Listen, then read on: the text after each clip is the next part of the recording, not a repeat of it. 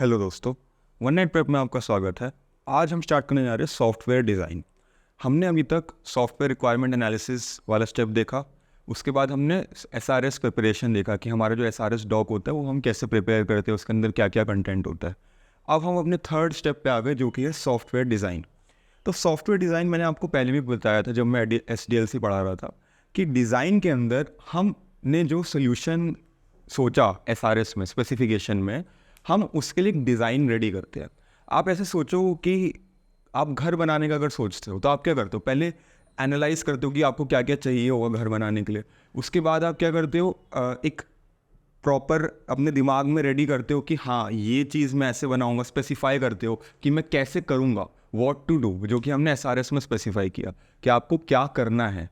अब how to do, कैसे करना है, वो हम डिज़ाइन में देखते हैं। जब आप अपने घर का आर्किटेक्चर रेडी करते हो, डिज़ाइन रेडी करते हो, फ्लोर प्लान रेडी करते हो, रूम्स का कैसा डिज़ाइन होगा वो रेडी करते हो, तो वो सब आपका आता है सॉफ्टवेयर डिज़ाइन में। तो डिज़ाइन समझने के लिए कहीं ना कहीं आप घर बनाने का तरीका एनालाइज करना, तो आपको सॉफ्टवेयर डिज़ाइन समझ आ जाएगा। तो जैसा कि मैंने बताया, it is a bridge between SRS and implementation. तो एसआरएस में हमने सोल्यूशन सोच लिया कि हमें क्या करना है, बट अब इम्प्लीमेंट करना, उसको कोड करना है, तो कैसे करना है उसके लिए हमें डिज़ाइन ज़रूरी है, क्योंकि डिज़ाइन को देखकर ही हम कोड करेंगे। ये बताता है कि हाउ अ सिस्टम वर्क्स, एक सिस्टम काम कैसे करता है, हाउ, ये हाउ बताता है। व्हाट का आंसर हमारा एसआरएस ने दे दिया स्पेसिफिकेशन में, बट हाउ का आंसर डिज़ाइन देता है। डिज़ाइन समझने से पहले एक बार आर्किटेक्चर समझते हैं कि आर्किटेक्चर क्या होता है। आर्किटेक्चर और डिज़ाइन में बहुत स्लाइट डिफरेंस होता है, तो पहले समझते हैं आर्किटेक्चर क्या है। तो घर का इमेजिन करो, तो सबसे पहले आता है आर्किटेक्चरल डिज़ाइन एलिमेंट। ये सिमिलर होता है हमारे फ्लोर प्लान की तरह। जैसे कि हम सोचते हैं कि हमारे घर का टोटल हमारे पास इतना एरिया है, तो स्टार्टिंग में एक एंट्रेंस होगी, एंट्रेंस के बाद एक हॉल होगा, हॉल के पीछे किचन होगी, फिर उसके बाद हो सकता है यहाँ बाथरूम हो, यहाँ एक बेडरूम हो या दूसरा बेडरूम हो। तो इस टाइप से आप डिज़ाइन रेडी करते हो, फ्लोर प्लान रेडी करते हो, तो वही आर्किटेक्चरल डिज़ाइन है। आप अपने सिस्टम का एक ओवरव्यू रेडी रखते हो कि ठीक है, ये मेरा एक सिस्टम होगा, एक सॉफ्टवेयर होगा, एक मॉड्यूल यहाँ होगा जो दूसरे मॉड्यूल से कनेक्टेड होगा, फिर सेकंड मॉड्यूल थर्ड और फोर्थ से कनेक्टेड होगा। जैसे कि अगर आप ट्रेन रिजर्वेशन प्लेटफॉर्म सोच रहे हो, तो आपका सबसे पहले लॉगिन होगा, फिर लॉगिन से कनेक्ट होगा आपका ट्रेन की लिस्ट, ट्रेन की लिस्ट आपकी कनेक्टेड होगी पेमेंट मॉड्यूल से। ये एक एग्जांपल दे रहा हूँ मैं आपको। तो ऐसा हम रेडी करते हैं आर्किटेक्चरल डिज़ाइन में, एक ओवरऑल ओवरव्यू स्ट्रक्चर हम रेडी करते हैं। नेक्स्ट है इंटरफेस डिज़ाइन। इंटरफेस का मतलब होता है दो मॉड्यूल्स के बीच का कनेक्शन। तो आप घर के उसमें भी क्या करते हो कि अच्छा इस रूम में यहाँ पे एक डोर होगा, वो दूसरे रूम में खुलेगा, या एक पाथवे में खुलेगा, एक हॉलवे में खुलेगा, एक मेन एंट्रेंस होगी, यहाँ पे एक विंडो होगी। तो ये इंटरफेस क्या है, दो मॉड्यूल्स के बीच का कनेक्शन। तो सिमिलरली हम इसमें डेवलप करते हैं कि ये जो दो मॉड्यूल है, एक यूज़र लॉगिन और एक ट्रेन लिस्ट वाला मॉड्यूल, उसमें हमारे बीच में एक इंटरफेस होगा जो दोनों को लिंक करेगा। तो ये हमें बताता है कि इन्फॉर्मेशन इन एंड आउट कैसे फ्लो होगी, एक कंपोनेंट से अंदर कैसे जाएगी और बाहर कैसे आएगी। तो इंटरफेस डिज़ाइन एलिमेंट हमें वो चीज़ बताता है। सब थ्योरेटिकल चीज़ें जो आपको पता होनी चाहिए। नेक्स्ट है component level design. Component level design होता है फुल डिटेल स्ट्रक्चर। जैसे कि अब आप एक प्रॉपर रूम के अंदर घुस गए, ये आपका रूम है। अब आप रूम के अंदर सोचोगे ठीक है यहाँ पे एक बेड आएगा, यहाँ पे एक मेरी स्टडी टेबल आ जाएगी, यहाँ पे एक ओपन स्पेस रहेगा, एक जगह पे अलमीरा आ जाएगी। तो आप हर एक प्रॉपर डिज़ाइन रेडी रखते हो कि ठीक है इस वॉल का सो एंड सो कलर होगा, ये वॉल मेरी येलो कलर की होगी। तो आप इस टाइप से प्रॉपर डिटेल एनालिसिस करते हो हर एक रूम का, हर एक पार्ट का। तो उसको हम कहते हैं कंपोनेंट लेवल डिज़ाइन। अब हम कंपोनेंट के अंदर घुस गए। तो अगर हम सिस्टम की बात करें, सॉफ्टवेयर की बात करें, तो अब हम अपने एक मॉड्यूल में घुस गए। जैसे कि हमारा सपोज लॉगिन में घुस गए। तो लॉगिन के अंदर घुसने से हमने सब कुछ एनालाइज करा कि ठीक है इसमें हम यूज़र नेम लेंगे, पासवर्ड लेंगे, पीछे ऑथेंटिकेशन होगा, कैसे क्या होगा, उसके अलावा किस डेटा स्ट्रक्चर का यूज़ करेंगे, हम डेटा स्ट्रक्चर आपस में कैसे इंटरेक्ट करेंगे, तो सब कुछ हम मेंशन करते हैं इन कंपोनेंट लेवल डिज़ाइन। तो ये था आर्किटेक्चर की बात। अब आर्किटेक्चर और डिज़ाइन में डिफरेंस क्या है? आर्किटेक्चर एक होता है बट उसके बेसिस पे बहुत सारे डिज़ाइन अवेलेबल होते हैं। जैसे कि एक सिंपल सा आर्किटेक्चर हमारे पास हो सकता है कि ये हमारा घर का एरिया होगा, जिसमें यहाँ से हमारी एंट्रेंस होगी, यहाँ पे ड्राइंग रूम होगा या हॉल जिसे हम कहते हैं, और सपोज़ यहाँ पे किचन होगा और किचन के पास यहाँ पे डाइनिंग रूम होगा। ये एक आर्किटेक्चर रेडी हो गया और पीछे हमने दो बेडरूम बना दिए। ये दो बेडरूम है और बीच में ये हॉलवे है। तो ये एक आर्किटेक्चर रेडी है, बट इस आर्किटेक्चर के बेसिस पे बहुत ज़्यादा डिज़ाइन हो सकता है और डिज़ाइन आपके ऊपर डिपेंड करता है। कैसे? अब मैं हो सकता है मैं चाहूँ कि इस बेडरूम में बेड इस साइड हो, कोई और डिज़ाइन इंप्लीमेंट कर रहा है वो चाहे कि इसी बेड आर्किटेक्चर यही रहेगा बट बेड यहाँ शिफ्ट हो जाएगा। तो ये डिज़ाइन पे डिपेंड करता है। तो आर्किटेक्चर एक स्केलेटल मॉडल प्रोवाइड करता है, एक स्केलेटन प्रोवाइड करता है कि हाँ ये ऐसा होगा। अब उसके ऊपर कितना कैसा डिज़ाइन होगा, पोजीशनिंग क्या होगी, बेड कहाँ होगा, वॉल का कलर क्या होगा, डोर्स कहाँ होंगे, वो सब डिज़ाइन एनालाइज करता है। तो एक आर्किटेक्चर होता है बट उसके बेसिस पे बहुत सारे डिज़ाइंस हो सकते हैं। तो आप इसको ऐसे इमेजिन करो कि जैसे एक क्लास होती है, उस क्लास के बहुत सारे ऑब्जेक्ट होते हैं। तो object is an instance of class. Similarly जो डिज़ाइन है वो एक इंस्टेंस होता है उस आर्किटेक्चर का। तो आर्किटेक्चर एक ओवरऑल स्ट्रक्चर होता है, उसकी बेसिस पे हम मल्टीपल डिज़ाइन बना सकते हैं। अब हम डिज़ाइन की बात करेंगे, आर्किटेक्चर ओवर हो गया, डिज़ाइन की बात करेंगे। तो डिज़ाइन, सॉफ्टवेयर डिज़ाइन के कुछ प्रिंसिपल्स होते हैं जिनको अगर हम फॉलो करेंगे तो याद करो जो सॉफ्टवेयर क्राइसिस हुआ करते थे पहले, हम उनको अवॉइड कर सकते हैं और एक अच्छा इम्प्लीमेंटेशन रेडी कर सकते हैं। क्योंकि आज के टाइम पे हम वो सब क्राइसिस रिपीट नहीं करना चाहते, हम क्राइसिस को अवॉइड करना चाहते हैं। तो इसलिए हम डिज़ाइन प्रिंसिपल्स का यूज़ करेंगे। तो सबसे पहला डिज़ाइन प्रिंसिपल है एब्स्ट्रैक्शन। तो एब्स्ट्रैक्शन बोलता है जब भी आप डिज़ाइन करो, एक मॉडल बनाओ, मॉड्यूल लेवल डिज़ाइन करो, कंपोनेंट लेवल करो, क्लास लेवल करो, कोई भी किसी भी लेवल का डिज़ाइन करो, आप एब्स्ट्रैक्शन से स्टार्ट करो। मतलब इनिशियली आप एक ब्रॉडर स्ट्रक्चर बनाओ, फिर उसके बाद उसको और डिटेल में बनाओ, फिर फाइनली फुल डिटेल स्ट्रक्चर बनाओ। तो आप अगर स्टार्टिंग में ही फुल डिटेल में बना दोगे तो आपको हो सकता है कन्फ्यूजन हो, क्योंकि आप अगर कोई चीज़ सीखना स्टार्ट करते हो तो आप क्या करते हो, एक ऊपर से ऊपर ओवरऑल रीड करते हो, फिर आप थोड़ा सा और डिटेल में घुसते हो, फिर आप कंप्लीट डिटेल्ड एनालिसिस करते हो, तो उससे आपको समझने में आसानी होती है। तो सिमिलरली एब्स्ट्रैक्शन बोलता है कि सबसे पहले आप एक एब्स्ट्रैक्टेड डिज़ाइन रेडी करो, फिर उसके बाद और डिटेल डिज़ाइन रेडी करो, फिर फाइनली सबसे ज़्यादा डिटेल। तो जो एब्स्ट्रैक्टेड डिज़ाइन होता है वो कोई भी पढ़ सकता है, वो अगर क्लाइंट को भी पढ़ना है, यूज़र को भी पढ़ना है, तो वो भी समझ सकता है। अगर मैं आपके सामने एक एब्स्ट्रैक्टेड डिज़ाइन बनाऊँ यहाँ पर कि मेरा एक जो ट्रेन रिजर्वेशन सिस्टम है उसमें कुछ नहीं होगा, एक यूज़र प्लेटफॉर्म होगा जिसमें लॉगिन होगा, उसके बाद ऑथेंटिकेशन हो जाएगा, उसके बाद ट्रेन्स की लिस्ट आएगी और उसके बाद पेमेंट होगा। अगर मैंने ये एक एब्स्ट्रैक्ट डिज़ाइन बनाया तो ये आपको समझ आ जाएगा, चाहे आपको सपोज सॉफ्टवेयर इंजीनियरिंग नहीं आती, बट तब भी आपको ये चीज़ समझ आ जाएगी। क्यों? क्योंकि एब्स्ट्रैक्टेड है। बट इसके अंदर अगर मैं पहले ही सारी डिटेल डाल दूँ कि इसके अंदर ऑथेंटिकेशन होगा, ऑथेंटिकेशन भी गूगल ऑथ के साथ होगा, पेमेंट के लिए मैं रेजर पे या XYZ किसी इंटरफेस का यूज़ करूँगा, तो आपको इतनी ज़्यादा कन्फ्यूजन हो जाएगी, आपको समझ ही नहीं आएगा। तो इसलिए हम डिज़ाइन को एब्स्ट्रैक्शन से स्टार्ट करते हो, फिर डिटेल वाइज बनाते रहते हैं। नेक्स्ट है मॉड्यूलैरिटी। मॉड्यूलैरिटी बोलती है कि आपका जो ओवरऑल सॉफ्टवेयर है उसको आप मॉड्यूलर बनाओ, उसको आप डिफरेंट मॉड्यूल्स में डिवाइड करो। जैसे कि अगर मैं पूरे ट्रेन प्लेटफॉर्म जो है हमारा जो रिजर्वेशन वाला है, तो उसको अगर मैं एक ही बड़ा सा सिस्टम मान के, एक सिस्टम मान के पूरा डिज़ाइन बना दूंगा तो बहुत कन्फ्यूजन होगी। हमने पढ़ा था स्पेगेटी लाइक स्ट्रक्चर, जलेबी बन जाएगी, हमें कुछ समझ नहीं आएगा कि कैसे आपस में लिंक्ड है। बट अगर मैंने मॉड्यूल वाइज बनाया, 3 मॉड्यूल बनाए, उस मॉड्यूल के अंदर फिर मैं फर्दर गया, तो मॉड्यूल वाइज बनाने से क्या होगा, एक तो इम्प्लीमेंटेशन ईजी होगा। क्यों? क्योंकि डिज़ाइन हम क्यों बना रहे हैं, डिज़ाइन को देख के हम कोड लिखेंगे, इम्प्लीमेंट करेंगे। तो अगर हम मॉड्यूल्स बनाते हैं, हर एक फंक्शन अलग मॉड्यूल में रहेगा, तो उससे क्या होगा, एक तो हमारे एरर्स कम होंगे। एरर्स कम क्यों होंगे? सपोज अगर मेरे यूज़र लॉगिन वाले मॉड्यूल में कोई एरर हुआ तो पेमेंट वाला मॉड्यूल उससे अफेक्ट नहीं होगा। क्यों? क्योंकि मैंने उसको डिफरेंट मॉड्यूल्स में डिवाइड कर दिया। बट अगर ये सिंगल सिस्टम रहता तो अगर मेरा लॉगिन में कोई इफेक्ट होता, कोई एरर आता, तो उसका इफेक्ट पेमेंट पर भी पड़ता। जबकि अब मैंने क्या किया, सबको इंडिविजुअल मॉड्यूल्स में डिवाइड कर दिया। तो इसलिए मॉड्यूलैरिटी बहुत ज़्यादा इंपॉर्टेंट होती है जब आप डिज़ाइन करो, क्योंकि उसी की बेसिस पे आप कोड करोगे। अब आप सोचोगे कि मैं तो सारी चीज़ें अलग मॉड्यूल में बांट देता हूँ, हर एक मतलब छोटे से छोटा फंक्शन के लिए भी अलग मॉड्यूल बना देता हूँ। आप कर सकते हो, बट उससे होगा क्या, एक ग्राफ हमारे पास होता है, तो जैसे जैसे आप मॉड्यूल्स बढ़ाते हो, नंबर ऑफ़ मॉड्यूल्स जैसे जैसे इंक्रीज़ होते हैं, तो कॉस्ट पर मॉड्यूल घटती जाती है, क्योंकि आप हर एक फंक्शन को डिफरेंट मॉड्यूल में रखते हो। बट होता क्या है, जितने ज़्यादा मॉड्यूल्स होंगे उनको बाद में इंटीग्रेट भी तो करना होगा, क्योंकि आपको फाइनल एक सिस्टम रेडी करना है, तो आपको सब मॉड्यूल्स को इंटीग्रेट करना पड़ता होगा। तो जब आप इंटीग्रेट करोगे तो उसकी भी कॉस्ट होगी, तो जितने ज़्यादा मॉड्यूल्स होंगे उतनी ज़्यादा कॉस्ट टू इंटीग्रेशन होगा। तो हमारे पास आता है कॉस्ट पर मॉड्यूल, जो कि कम होता रहता है as the number of module increases, और जैसे जैसे मॉड्यूल इंक्रीज करते हैं तो कॉस्ट टू इंटीग्रेट भी इंक्रीज करती है। तो कहीं बीच में हमें एक प्रॉपर नंबर ऑफ मॉड्यूल मिल जाते हैं कि अगर हम सपोज सो एंड सोस, ये सपोज यहाँ पे अगर 10 से लेके 30 तक हो, 10 to 30, तो अगर आप 10 to 30 के बीच में नंबर ऑफ अपने मॉड्यूल्स रखते हो तो आपको एक नॉमिनल कॉस्ट पे आपका सॉफ्टवेयर रेडी हो जाएगा। आपको ना तो ज़्यादा कॉस्ट टू इंटीग्रेशन लगेगा और कॉस्ट पर मॉड्यूल भी आपकी ठीक ठाक आ जाएगी।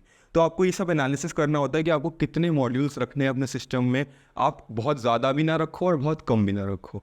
तो ये सब आपका डिज़ाइन में आता है। अब एक बहुत ही इंपॉर्टेंट डिज़ाइन प्रिंसिपल है फंक्शनल इंडिपेंडेंस, जो कि सॉफ्टवेयर डिज़ाइन में सबसे ज़्यादा इंपॉर्टेंट रोल प्ले करता है, और सॉफ्टवेयर डिज़ाइन में करता है तो कोड इम्प्लीमेंटेशन में भी करता है। तो ऐसे मानिए अगर आप डिज़ाइन समझ रहे हैं तो कहीं ना कहीं आप एक तरीके से सिस्टम डिज़ाइन का कोड इम्प्लीमेंटेशन भी समझ रहे हैं।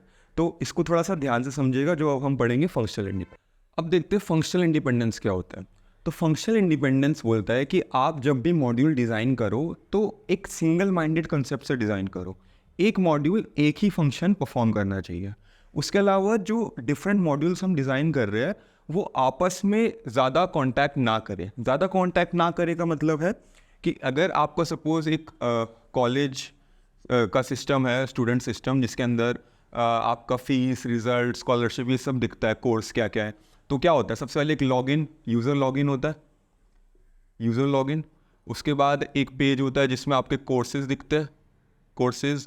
फिर एक फ़ीस के लिए होता है, फ़ी पेमेंट के लिए। फिर उसके अलावा आप हो सकता है एक स्कॉलरशिप का हो, स्कॉलरशिप अप्लाई करने के लिए, या कोई असिस्टेंटशिप। तो ये सब हमारे अलग अलग मॉड्यूल्स हैं।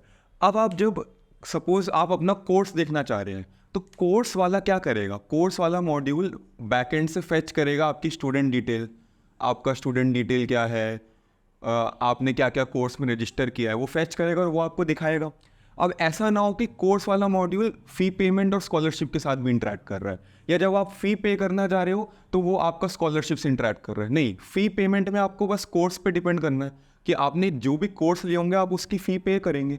बट ऐसा ना हो कि फ़ी पेमेंट वाला आपका स्कॉलरशिप से भी कर रहा है या और कोई 2-3 मॉड्यूल है तो उनसे भी इंटरेक्ट कर रहा है। नहीं, ऐसा नहीं होना चाहिए। अब स्कॉलरशिप है तो स्कॉलरशिप वाला सिर्फ और सिर्फ किससे इंटरेक्ट करेगा, एक रिजल्ट वाला जो मॉड्यूल होगा जिसमें आपका रिजल्ट शो हो रहा होगा कि आपकी कितनी CGPA है, तो स्कॉलरशिप वाला मॉड्यूल सिर्फ और सिर्फ रिजल्ट वाले से इंटरेक्ट करेगा, बाकी किसी से नहीं करेगा। तो आप जब मॉड्यूल्स बनाओ तो आपको ध्यान रखना है कि जो इंटर मॉड्यूल आप इंटरेक्ट कर रहे हो वो सही से करो, प्लस मिनिमम होना चाहिए। आप अननेसेसरी इंटरेक्शन ना करो, क्योंकि अननेसेसरी इंटरेक्शन करने का मतलब है आप एरर्स को ट्रांसफ़र करोगे। सपोज अगर फ़ी पेमेंट वाले मॉड्यूल में कोई एरर आया तो उस मॉड्यूल से जो भी मॉड्यूल्स लिंक्ड होंगे सब में कहीं ना कहीं एरर आ सकता है। तो आपको ऐसा मॉड्यूल डिज़ाइन करना है, ऐसा मॉड्यूल स्ट्रक्चर डिज़ाइन करना है जिसमें रिलेटिव इंटरडिपेंडेंस कम हो। तो फंक्शनल इंडिपेंडेंस ये बताता है कि आपके जो मॉड्यूल्स हैं वो आपस में इंडिपेंडेंट होने चाहिए। फंक्शनल इंडिपेंडेंस को हम कैसे मेजर करते हैं, 2 कंसेप्ट से, कपलिंग एंड कोहेशन। कपलिंग बताता है हमें it is a measure of relative interdependence among the modules, कि डिफरेंट मॉड्यूल्स आपस में कैसे इंटरडिपेंडेंट है, वो आपस में कैसे डिपेंड करते हैं। तो इंटर मॉड्यूल डिपेंडेंस बताता है। कोहेशन बताता है इंट्रा मॉड्यूल, कि एक मॉड्यूल के अंदर अलग अलग फंक्शंस आपने क्रिएट करे, अलग अलग वेरिएबल्स आपने क्रिएट करे, तो वो आपस में कितना रिलेटेड है, वो आपस में कितना फंक्शनल कॉल्स करते हैं एक ही मॉड्यूल के अंदर, तो वो बताता है कोहेशन। तो it is a measure of relative functional strength of A module, एक मॉड्यूल के अंदर, इंट्रा मॉड्यूल। ठीक है, तो आप खुद सोचो कि कपलिंग ज़्यादा होनी चाहिए कि कम। कपलिंग बोलता है कि आपस में इंटर मॉड्यूल कैसे रिलेटेड है, तो कपलिंग आप खुद सोचो कम होनी चाहिए, लो कपलिंग होनी चाहिए। लो कपलिंग क्यों होनी चाहिए, एक मॉड्यूल दूसरे मॉड्यूल पे जितना मिनिमम हो उतना मिनिमम डिपेंडेंट होना चाहिए, क्योंकि जितना ज़्यादा डिपेंडेंट होगा, भी मैंने आपको बताया, एरर ट्रांसफ़र हो सकते हैं, तो इसलिए लो कपलिंग होनी चाहिए। अच्छा, अब कोहेशन सोचो, ज़्यादा होना चाहिए कम। कोहेशन क्या होता है कि एक मॉड्यूल में जो डिफरेंट फंक्शंस है वो आपस में कैसे कनेक्टेड है, तो एक मॉड्यूल में आपस में फंक्शन अच्छे से कनेक्टेड होने चाहिए, तो इसलिए हमारा हाई कोहेशन होना चाहिए, हाई कोहेशन। तो अगर आप एक डिज़ाइन बना रहे हो तो वो डिज़ाइन अच्छा तभी माना जाता है जब उसमें लो कपलिंग हो और हाई कोहेशन हो, लो कपलिंग एंड हाई कोहेशन। जैसे कि अगर आपने एक मॉड्यूल बनाया, तो मॉड्यूल के अंदर एक अलग होगा वैलिडेट पासवर्ड का। सपोज आप लॉगिन के लिए एक मॉड्यूल बना रहे हो, तो लॉगिन के लिए आप क्या है, एक इनपुट के लिए फंक्शन होगा कि आपने यूज़र से इनपुट लिया। तो उसके लिए आपने एक फंक्शन बनाया। फिर वैलिडेट पासवर्ड के लिए एक फंक्शन होगा, वैलिडेट पासवर्ड। तो इनपुट वाला वैलिडेट पासवर्ड को कॉल करेगा चेक करने के लिए जो पासवर्ड डाला है वो सही है या नहीं है, उसको चेक करेगा। फिर एक इनपुट वाला ही कॉल करेगा एक नई उसको कि क्या ये न्यू यूज़र है। अगर ये न्यू यूज़र है तो पहले इससे साइन अप कराना पड़ेगा। तो हमने न्यू यूज़र के लिए भी एक फंक्शन बनाया कि चेक करो कि ये न्यू यूज़र है या नहीं। तो इनपुट वाला ही न्यू यूज़र को कॉल करके पूछेगा कि बताओ ये न्यू यूज़र है या नहीं। अगर वो न्यू यूज़र नहीं हुआ तो एक इनपुट वाला ही दूसरे उसको कॉल करेगा कि क्रिएट न्यू यूज़र फंक्शन को कॉल करेगा। फिर क्रिएट न्यू यूज़र वापस से इनपुट वाले में जाएगा और उसको बोलेगा कि अब हमारा यूज़र बन गया, अब आप उसको एंट्री दे दो। तो इस टाइप से हम एक ही मॉड्यूल में डिफरेंट फंक्शंस बनाते हैं और वो डिफरेंट फंक्शंस आपस में एक दूसरे को कॉल करके चेक करते हैं और उस मॉड्यूल का जो फंक्शन है उसको परफॉर्म करते हैं। तो इसलिए कोहेशन ज़्यादा होना चाहिए कि हम एक ही मॉड्यूल में फंक्शंस को अच्छे से कॉल करें, तो वो एक अच्छा स्ट्रेंथ प्रोवाइड करता है। और इंटर मॉड्यूल डिपेंडेंसी नहीं होनी चाहिए। अब पता चले कि आपने क्या किया, सपोज़ ये न्यू यूज़र वाला फंक्शन एक दूसरे मॉड्यूल में लिख दिया न्यू यूज़र वाला फंक्शन, तो होगा क्या, ये इनपुट वाला यहाँ पे कॉल करेगा न्यू यूज़र को, यहाँ पे कॉल करेगा। तो इन केस अगर इस मॉड्यूल में या इस फंक्शन में कोई एरर है तो काफ़ी हाई चांसेस है कि इस मॉड्यूल में भी वो एरर होगा। सपोज़ न्यू यूज़र वाला फंक्शन एक तीसरे मॉड्यूल को कॉल कर रहा है एक और कोई फंक्शन परफॉर्म करने के लिए, तो आप देख रहे हो एरर जो है ट्रांसफ़र होता रहेगा। तो कभी कोई एरर आएगा तो आपको समझ नहीं आएगा कि वो लॉगिन मॉड्यूल में है या इस मॉड्यूल में या थर्ड मॉड्यूल में, आपको पता ही नहीं चलेगा। तो आपको हर एक मॉड्यूल को एनालाइज करना पड़ेगा, तो आपका टास्क बढ़ गया। तो इसलिए हमारा इंटर मॉड्यूल डिपेंडेंसी मिनिमम होना चाहिए। Coupling should be low but cohesion high होना चाहिए, जिससे कि सारे फंक्शन उस मॉड्यूल रिलेटेड हम उसी में लिखे, जिससे कि वो आपस में अगर उनको इंटरेक्ट करना है तो उसी मॉड्यूल में वो इंटरेक्ट कर पाए। तो आई होप आपको ये क्लियर होगा। अब हम टाइप्स ऑफ कपलिंग भी देखेंगे और टाइप्स ऑफ कोहेशन भी देखेंगे कि बेस्ड ऑन आवर रिक्वायरमेंट हम कैसे डिफरेंट टाइप्स ऑफ कपलिंग या कोहेशन कर सकते हैं। तो अब स्टार्ट करते हैं types of coupling and cohesion. तो कपलिंग हमें बताता है कि डिफरेंट मॉड्यूल्स को हमें कैसे डिज़ाइन करना है और आपस में वो कैसे इंटरडिपेंडेंट होने चाहिए। तो पहला आता है डेटा कपलिंग। डेटा कपलिंग कहता है कि दो मॉड्यूल्स आपस में सिर्फ डेटा के थ्रू रिलेटेड होने चाहिए। डेटा के थ्रू मतलब अगर मुझे स्टूडेंट रिकॉर्ड फैच करना है, ठीक है, तो मैं क्या करूँगा, मैं उसको, मेरे पास एक ऑप्शन है रिट्रीव करने के लिए कि मैं स्टूडेंट की आईडी दूँ, रोल नंबर दूँ, उसने क्या क्या कोर्सेज लिए वो लूँ, उसका और XYZ हॉस्टल नंबर दे दूँ और फिर मुझे उसका डिटेल मिले। दूसरा तरीका क्या है कि फैच करने के लिए सिर्फ और सिर्फ मैं उसको उसका रोल नंबर दूँ और रोल नंबर से मुझे पूरी डिटेल्स आ जाएंगी। तो बेटर तरीका कौन सा हुआ, सेकंड वाला। क्यों? क्योंकि इसमें मैं बस मिनिमम जितना डेटा रिक्वायर्ड है उतना ही दे रहा हूँ, बाकी जो ट्रैम्प डेटा मतलब अननेसेसरी डेटा, मैं वो प्रोवाइड नहीं कर रहा हूँ। तो इसलिए हम डेटा कपलिंग को बेस्ट मानते हैं। तो ये बेस्ट टू वर्स्ट ऑर्डर में लिखा है मैंने, best type of coupling and worst type of coupling. तो अब आप देखो कैसे कैसे हम टुवर्ड्स द वर्स्ट मूव करेंगे। लास्ट में आप देखोगे कि हाँ ये वर्स्ट क्यों है। तो डेटा कपलिंग में हमने देखा कि हम मिनिमम रिक्वायर्ड डेटा हम प्रोवाइड करेंगे दूसरे मॉड्यूल को, जिससे कि जो हमें डिटेल्स चाहिए वो हम फेच कर पाए। नेक्स्ट है स्टैम्प कपलिंग। स्टैम्प कपलिंग कैसे रिएक्ट करता है दो मॉड्यूल के बीच में। तो दो मॉड्यूल जब कोई क्लास का ऑब्जेक्ट शेयर करे या स्ट्रक्ट का कोई वेरिएबल शेयर करे to interact with each other, तो उसको हम कहते हैं स्टैम्प कपलिंग। तो ये भी अक्सर देखा जाता है मॉड्यूल्स के बीच में कि हम कोई ऑब्जेक्ट प्रोवाइड कर रहे हैं या कोई वेरिएबल प्रोवाइड कर रहे हैं, स्ट्रक्ट वेरिएबल टू इंटरेक्ट। तो ये भी अलाउड है, ये कोई बुरा कपलिंग नहीं है, ये अच्छा कपलिंग है क्योंकि ये लूज कपलिंग है। Data coupling is also loose coupling, stamp coupling is also loose coupling, क्योंकि हम इतना अच्छे से आपस में कपल्ड नहीं है दो मॉड्यूल्स। नेक्स्ट है कंट्रोल कपलिंग। अब ये थोड़ा सा वर्स्ट की तरह मूव कर रहा है। क्यों? कंट्रोल कपलिंग कहता है कि हम दो मॉड्यूल्स के बीच में कोई फ्लैग पास करेंगे। फ्लैग पास करने का मतलब है, सपोज ये वाले मॉड्यूल में हमने कोई एक फंक्शन लिखा है, वो तभी चलेगा जब हम ये फ्लैग को येस पास करेंगे या ट्रू पास करेंगे। तो आप देखो module 1 is controlling the flow in module 2। तो मॉड्यूल 2 में एक पर्टिकुलर फंक्शन तभी परफॉर्म होगा जब उसको मॉड्यूल 1 से ट्रू मिलेगा। तो आप देखो एक कंट्रोल कपलिंग है कि मॉड्यूल 1 इज कंट्रोलिंग मॉड्यूल 2। तो कभी कभी ये रिक्वायर्ड होता है किसी केस में, but generally this is neither bad nor good. मतलब ना तो ये लूजली कपल्ड है ना ही टाइटली, एक मीडियम लेवल ऑफ कपलिंग, और ये भी अलाउड होता है किसी केस में। नेक्स्ट है एक्सटर्नल कपलिंग। तो एक्सटर्नल कपलिंग बोलता है कि हम एक मॉड्यूल में ऐसे मॉड्यूल से इंटरेक्ट करेंगे जो एक्सटर्नल है हमारे सॉफ्टवेयर, जो हमने नहीं बनाया बट किसी और एक्सटर्नल मॉड्यूल से हम इंटरेक्ट कर रहे हैं। तो आउटसाइड द सॉफ्टवेयर अगर हम किसी मॉड्यूल से इंटरेक्ट कर रहे हैं तो उसको हम बोलते हैं एक्सटर्नल कपलिंग। नेक्स्ट है कॉमन कपलिंग। कॉमन कपलिंग बोलता है कि अगर हमारे पास दो मॉड्यूल्स हैं और वो एक ही डेटा पे काम कर रहे हैं, कोई ग्लोबल डेटा है, कोई ग्लोबल वेरिएबल है या कोई ग्लोबल क्लास है या कुछ भी है, वो उस पे काम कर रहे हैं दोनों मॉड्यूल्स, तो अब इसमें इनकन्सिस्टेंसीज आ सकती है कि इसने कुछ अपडेट कर दिया, अब इसने भी अपडेट कर दिया, बट मॉड्यूल 1 जैसा चाहता था वैसा नहीं हो पाया। क्यों? क्योंकि मॉड्यूल 2 ने भी उसको अपडेट कर दिया। तो this is very bad coupling. क्यों? क्योंकि कॉमन कपलिंग है, दोनों मॉड्यूल एक ही वेरिएबल पे काम कर रहे हैं, तो इनकन्सिस्टेंसीज आ सकती है।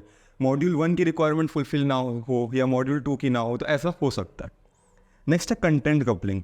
कंटेंट कपलिंग बोलता है कि हम कोड को शेयर करेंगे। कोड को शेयर करने का मतलब क्या है कि मॉड्यूल 1 है, ये मॉड्यूल 2 है। मॉड्यूल 1 में एक सपोज गो टू स्टेटमेंट डाला हुआ है, गो टू टेम्प, और टेम्प है यहाँ पे, टेम्प फंक्शन लिखा है यहाँ। तो मॉड्यूल 1 से लिंक गया मॉड्यूल 2 में, और उसके बाद यहाँ पे मैंने लिखा है गो टू सपोज टेम्प 1, तो टेम्प 1 लिखा हुआ है यहाँ पे, तो वापस यहाँ पे आ गए। तो मॉड्यूल 1 से फ्लो मॉड्यूल 2 में गया, फिर मॉड्यूल 2 से वापस मॉड्यूल 1 में आया। तो आप देखो एक कोड जो है प्रॉपरली एक मॉड्यूल में नहीं है, वो ट्रांसफर हो रहा है बिटवीन द मॉड्यूल्स। तो this is very bad coupling. तो आपने मॉड्यूल का रिक्वायरमेंट फुलफिल ही नहीं किया। मॉड्यूल क्या कहता है कि एक टाइप ऑफ कोड या एक type of requirement should be written in one module. तो आपने क्या किया, हो सकता था ये दोनों मॉड्यूल एक ही में मर्ज होकर काम कर सकते थे, बट हमने क्या किया, इसको दो मॉड्यूल में डिवाइड करके इनकी कपलिंग टाइट कर दी। तो दिस इज़ वेरी रॉन्ग। तो अब आप देखो डेटा कपलिंग बेस्ट होता है और कंटेंट कपलिंग वर्स्ट होता है। तो डिफरेंट टाइप्स ऑफ कपलिंग था। अब कोहेशन की बात करते हैं। कोहेशन का मतलब होता है कि अब हम एक मॉड्यूल के अंदर है, बस सिर्फ और सिर्फ एक मॉड्यूल की बात होगी और उसके अंदर डिफरेंट फंक्शंस लिखे हुए हैं, उनकी बात होगी। अब इंटर मॉड्यूल नहीं, इंट्रा मॉड्यूल की बात होगी। तो functional cohesion one of the best. क्यों? क्योंकि ये हाई कोहेशन प्रोवाइड करता है। तो बेस्ट टू वर्स्ट ऑर्डर में लिखा है, this is high cohesion, this is low cohesion, this is loose coupling and this is tight coupling. Tight coupling क्यों है? क्योंकि आप देखो ना फ्लो कैसे मूव कर रहा था। लूज कपलिंग क्यों है? क्योंकि बस हम रिक्वायर्ड डेटा दे रहे हैं और रिक्वायर्ड डिटेल्स फेच कर रहे हैं, बस। फंक्शनल कोहेशन कहता है कि जितने भी फंक्शंस हमें रिक्वायर्ड है एक जैसे, वो सब एक ही मॉड्यूल में होंगे और वो आपस में अच्छे से इंटरेक्ट करेंगे। जैसे अभी मैंने आपको लॉगिन का बताया था कि पहले एक इनपुट मिला, इनपुट ने फिर वैलिडेट पासवर्ड से इंटरेक्ट किया, फिर उसने न्यू यूज़र चेक किया कि ये न्यू यूज़र है या नहीं, फिर उसने क्रिएट यूज़र से इंटरेक्ट किया। तो आप देखो एक ही मॉड्यूल में हमने पूरा लॉगिन वाला सिस्टम मैनेज किया। तो this is functional cohesion. Next है सीक्वेंशियल कोहेशन। सीक्वेंशियल कोहेशन क्या बोलती है कि एक फंक्शन का जो आउटपुट होगा वो दूसरे फंक्शन का इनपुट होगा। तो output of one function will be input of another, फिर इसका आउटपुट नेक्स्ट का इनपुट, तो एक सीक्वेंस में हमारे परफॉर्म होंगे। तो ये भी कोहेशन अलाउड है। क्यों? क्योंकि डिफरेंट फंक्शंस एक दूसरे पे डिपेंडेंट है इनसाइड द मॉड्यूल, तो ये भी अलाउड है।